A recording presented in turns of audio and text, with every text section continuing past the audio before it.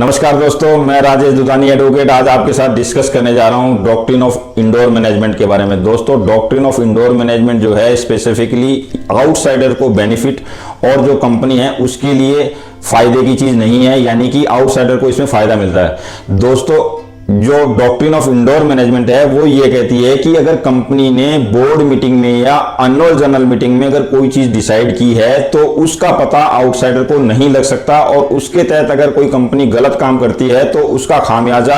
Outsider को नहीं भुगतना पड़ेगा, उसका खामियाजा कंपनी को ही भुगतना पड़ेगा। दोस्तों, इसके लिए एक बहुत ही लीडिंग केस है, रॉयल ब्रिटिश बैंक वर्सेस टर्कवान 1856 का केस है। दोस्तों, ये इस केस में कंपनी ने कुछ बॉन्ड्स जारी किए थे और वो बॉन्ड जारी करके कंपनी ने 2000 पाउंड के लगभग बॉन्ड जारी किए और कंपनी ने उस मार्केट से फंड रेज कर लिया, यानी कि 2000 पाउंड की जो है बॉन्ड उन्होंने मार्केट में रिलीज करके और फंड रिलीज कर दिया। दोस्तों, जबकि इनके पास में उतना पावर नहीं था, मार्केट में फंड रिलीज करने का पावर तो था लेकिन 2000 पाउंड का नहीं था दोस्तों, और उन्होंने ये जो है फंड रेज करके पैसा एक्वायर कर लिया। उसके बाद में जब शेयर होल्डर्स की मीटिंग हुई तो शेयर होल्डर्स ने अप्रूवल देने से मना कर दिया। जब मना कर दिया तो जब जिन्होंने ये पैसे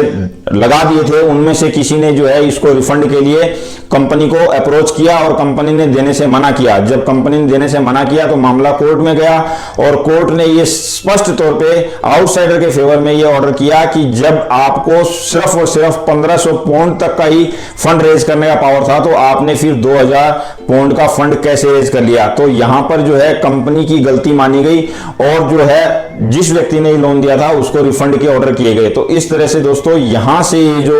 डॉक्ट्रिन है इंडोर मैनेजमेंट की वो रेगुलराइज हुई और इसके तहत ये बेनिफिट मिला कि जो आउटसाइडर है वो अगर बोर्ड मीटिंग और एजीएम में कोई अगर डिसीजन है तो उसको नहीं पता हो सकता। लेकिन दोस्तों, इसके कुछ एक्सेप्शन भी लगाए गए साथ में, यानी कि डॉक्ट्रिन ऑफ इंडोर मैनेजमेंट के कुछ एक्सेप्शन है जो मैं आपको बताना चाहूंगा। सबसे पहला एक्सेप्शन ये है कि अगर कोई फोर्जरी है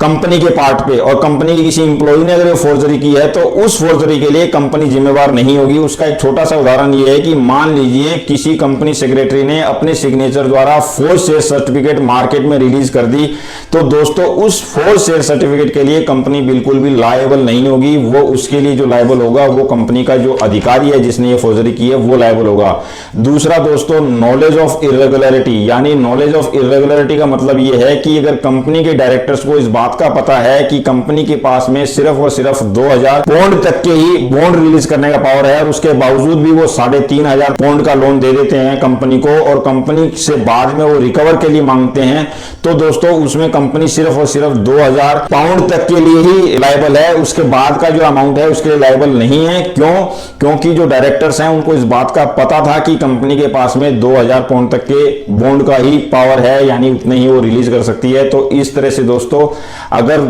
उनको नॉलेज है डायरेक्टर्स को, उसके बावजूद वो कर रहे हैं तो उसके लिए वो बिल्कुल भी लायबल नहीं है, यानी कंपनी लायबल उसमें नहीं है। तीसरा इसमें है ना दोस्तों, अगर कोई कंपनी का अधिकारी बियॉन्ड पावर, यानी उसके अधिकार क्षेत्र में वो कार्य नहीं है और उसके बावजूद भी वो कार्य उसको करता है या एग्रीमेंट कर लेता है, तो दोस्तों जो व्यक्ति एग्रीमेंट कर रहा है वो व्यक्ति कंपनी के ऊपर में किसी भी तरह की लायबिलिटी नहीं कर सकता। वो जिस व्यक्ति ने ये किया है बियॉन्ड पावर जाके वही लायबल होगा, इसके लिए कंपनी लायबल नहीं होगी। चौथा दोस्तों, नेग्लिजेंसी, अगर आपने कंपनी का मेमोरेंडम और आर्टिकल ऑफ एसोसिएशन नहीं पढ़ा और बिना पढ़े अगर आपने कंपनी साथ में कुछ किया है एग्रीमेंट, तो दोस्तों वहां आपका जो नेग्लिजेंस का पार्ट है उसके लिए आप ही जिम्मेवार होंगे, कंपनी उसके लिए कतई जिम्मेवार नहीं है, उसके लिए डॉक्ट्रिन ऑफ इंडोर मैनेजमेंट नहीं लगेगा। तो दोस्तों इस तरह से ये आज का डिस्कशन था डॉक्ट्रिन ऑफ इंडोर मैनेजमेंट के बारे में, जिसके बारे में मैंने आपको बताया कि इस केस में कंपनी जो है वो लायबल होती है और आउटसाइडर जो है वो बेनिफिटेड होता है, लेकिन इसके कुछ एक्सेप्शंस हैं। उस एक्सेप्शंस के अंदर अगर कोई चीज आती है तो फिर कंपनी लायबल नहीं होती।